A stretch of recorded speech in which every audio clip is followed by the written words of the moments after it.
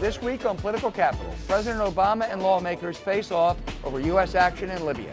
Senator Richard Lugar, the ranking member on the Senate Foreign Relations Committee and a critic of the president on Libya, is our guest on the show. And in the last word, 7 Republican candidates are in. How many more will sign up for 2012?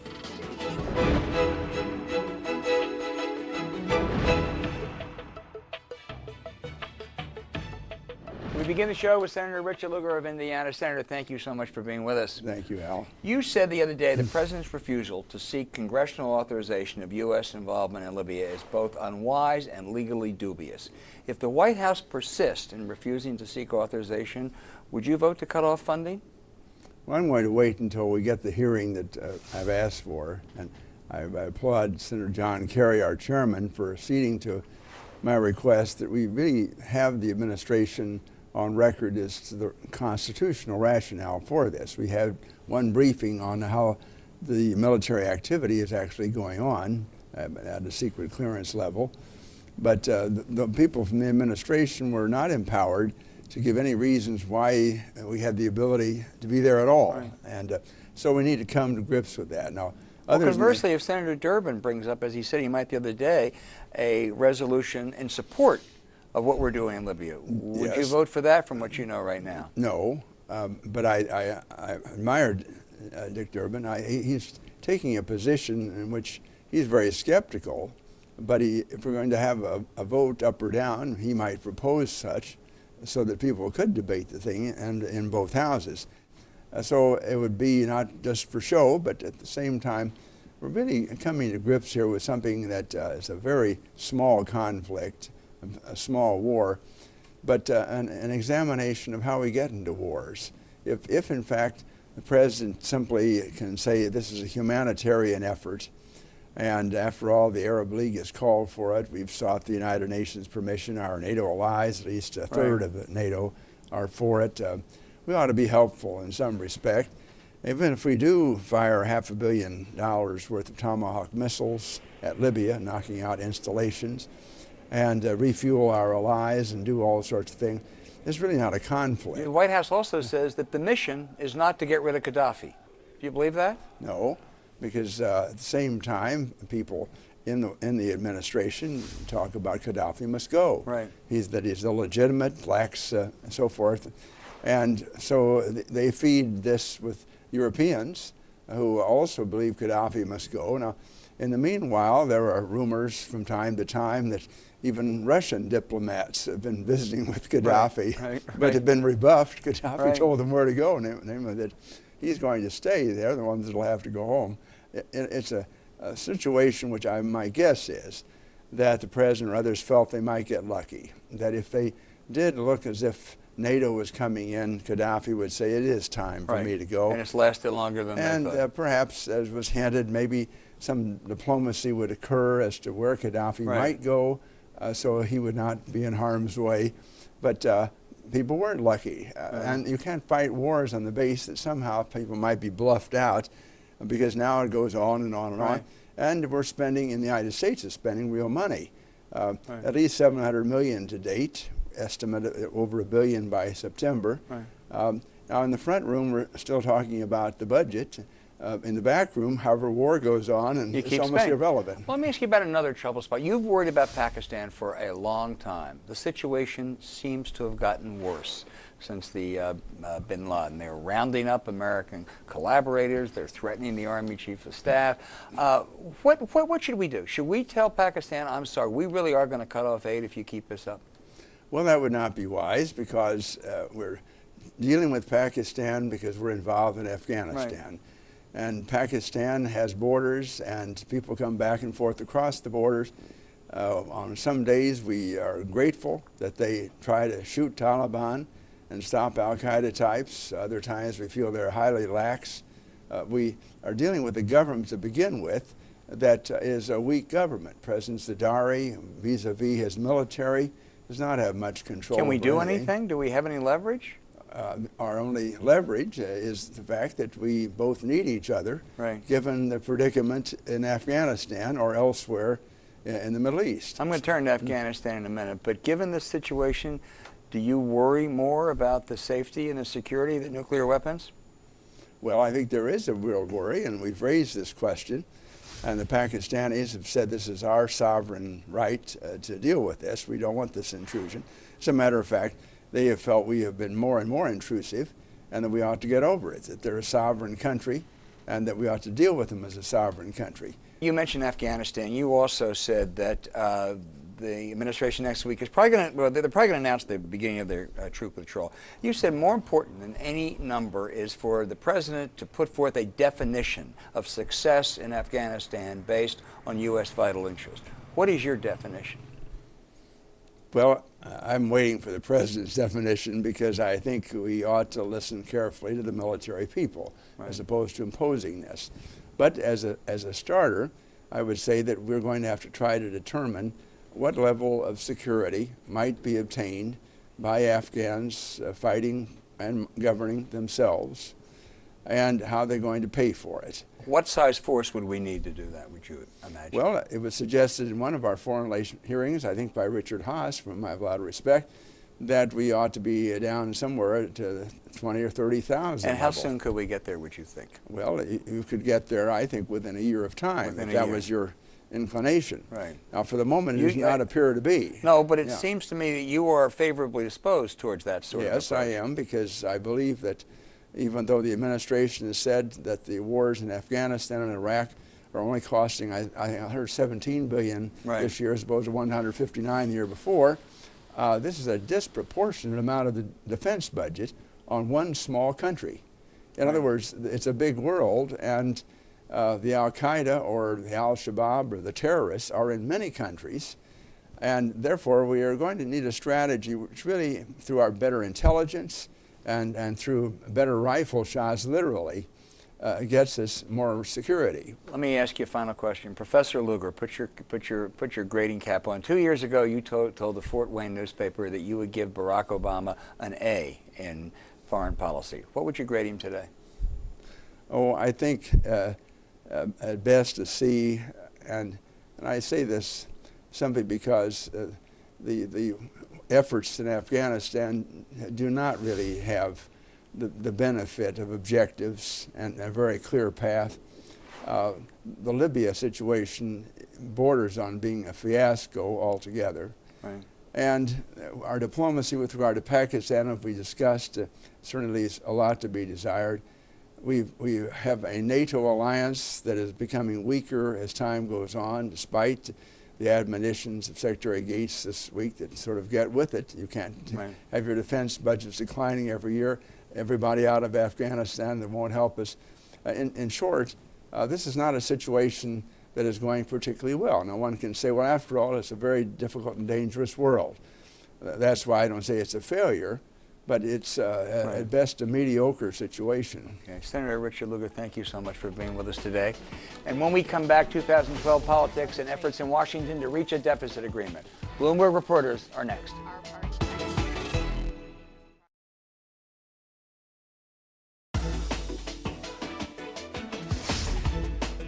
Welcome back. The countdown has begun. What kind of a deficit agreement can we expect, and will it be by July 4? And the Republican 2012 candidates are off and running. Bloomberg News White House correspondent Julianna Goldman and political reporter Julie Davis join me now. Julianna, 2 versus 4. The conventional wisdom had been we may get a deficit reduction of $2 trillion by August 2. Now Joe Biden's talking about $4 trillion by July 4. Real? Well, $2 trillion, $4 trillion, they really do need to manage expectations here, Al, because what we're looking at is not just the July 4th deadline, but the August 2nd deadline for raising that debt ceiling. And so what the markets are looking for is around July 4th or the week after to have some sort of deal or the broad outlines of a deal that can help calm some jitters that we haven't seen yet in the markets. And the White House are telling the business types they may get that? What they're saying is, look, they're doing their regular outreach now to the business community. They're saying we're not going to allow a default, but they can't really say that publicly because they don't want to alienate negotiators right now. But you can expect that around July 4th or after that, that's when the White House will gather the business community and say, hey, we need your support to help sell this to lawmakers to get a deal through. And what's the word on Capitol Hill? Is that likely? Well, they're definitely picking up the pace. They're going to be in wall-to-wall meetings, not necessarily the members, but their staffs, trying to hash out some of the specifics of what an agreement would look like. And I think Julianna's right.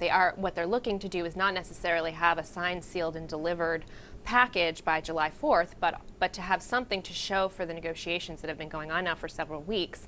Vice President Biden came out of the meetings this past week and said, listen, we need to show people that the knock against us, which is that we can't agree on anything, we can't get past the political divisions and do something, are incorrect, and that we actually have been making some progress and can get a deal. So it's not necessarily about being done by July 4th, it's about being closer to the finish line by then. Julianna, did they think they being the White House, jobs, sluggish economy, is a deficit reduction package going to do anything for that? Well, what you heard from the president earlier this week in North Carolina, he said it sort of on the side, but I think it was probably very telling. He said, while we're talking about cutting debt and deficits, we also need to make sure that we continue to accelerate the recovery. So he wants to look at some of the ways to do that, including some of the provisions from the tax cut package from last year. Payroll tax cut extension, maybe Short-term unemployment stimulus, benefits. Yeah, but it's unclear whether or not that would be part of that initial July 4th deal, or whether that's something that they would then have to negotiate between July 4th and whenever a final package is created. He was in North Carolina. You also were with him in Puerto Rico. There are not many electoral votes in Puerto Rico, are there? No, but this is a very David Plouffe, another sign that David Plouffe is in the White House right now. There aren't many votes in Puerto Rico. Puerto Ricans can't vote in the general election, but there are some 800,000 Puerto Rican voters in Florida, which is a state that the president does need to win for his reelection. He also was raising some money, too. That's right. This past week when he was in Miami, he held a number of fundraisers. We're talking top dollar donors right now. This is all heading up to the June 30th filing deadline. Republicans are trying to raise money as well. The president, though, what they want to do is come out with a really strong showing. We know that they want to raise $1 billion this campaign, but there are some bragging rights here. They want to show that a sitting president can outraise Republican candidates. But I have heard from some Democrats that they are concerned that maybe Mitt Romney could come in close to where Obama We'll come ends back up. to another bragging rights in just a minute. But first, Julie, let me turn to you. After that GOP debate in New Hampshire last week, the general conventional wisdom was that Plenty slumped and that Bachmann soared. Are these Minnesota twins headed for a showdown at the Iowa straw poll? Well, I think what we're seeing right now as the Republican field kind of takes shape is that there's a contest going on for who is going to be the anti-Romney. Right. Romney is clearly seen, at least in the polls, Julianna mentioned in the fundraising, as the front runner. And so there's definitely a tussle going on between Tim Pawlenty, and right now it's Michelle Bachmann. There could be more comers to this party of who can be the anti-Romney, who can draw the most away from him and maybe have a chance to surge. Those two are a fascinating matchup. Not a lot in common other than their home state. Help me. John Huntsman is the governor from Utah. He has moved to Washington, D.C. He's got a campaign headquarters in Florida, and he's going to announce his presidential aspirations or campaign in New Jersey. Well, I think what you're seeing Huntsman do is try to go for a very broad appeal, almost a Barack Obama-style appeal, but from the right, where he appeals to Republicans, but also independents, and makes a very broad pitch of being an inclusive candidate, a new kind of candidate. His campaign is telling us he has the Statue of Liberty is going to be his backdrop for his presidential announcement, and I think what that's trying to telegraph is a kind of a rebirth kind of theme in his campaign. The question is, will he be able to excel in the Republican primary with that kind of a message? And we really don't know Yeah, yet. before either one of you were born, I covered Ronald Reagan's announcement at that same exact location. Just very quickly, his liabilities, however? His liabilities are, of course, that he was a governor who had some positions that the Republican establishment is not necessarily comfortable with. He supported a cap-and-trade system Right. to curb carbon emissions. He is socially more moderate than a lot of the Republican primary voters are comfortable with. He has expressed support for civil unions, And he for was same-sex Barack couples. Obama's ambassador And he worked to for China. President Yes. Barack Obama. Let me ask you this, Julie. Are there two words that we can never say again on this show? Anthony Weiner? Well, I don't think we're going to be saying those words again for a very long Good. time. He's kind of fading from the scene here as he decided to resign And it's actually amazing that he lasted as long as he did with the kind of pressure that was mounting on him, and in this day and age, with a sexting scandal of that nature. And huge sigh of relief from all House Democrats. Absolutely. Yeah, exactly. Julianna, we said we'll get back to the big matchup. The U.S. Open is in Washington this weekend, but it's only the second biggest golf match. President of the United States against the Speaker of the House, John Boehner. Handicap it, and will you reveal the score next week?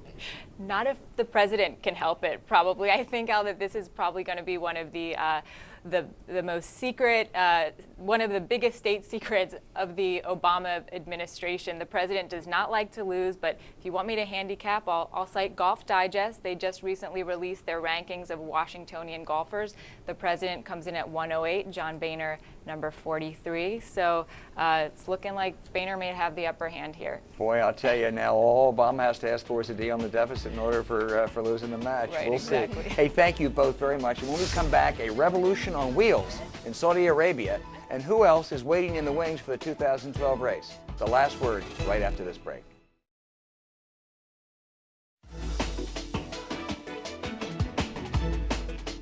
Welcome back. We'll go to Margaret, Carlson, and Cato Byrne in just a moment. But first, women in Saudi Arabia literally drove into the history books on Friday by defying a long-standing ban on driving. Bloomberg's Middle East correspondent Lara Setrakian joins me from London.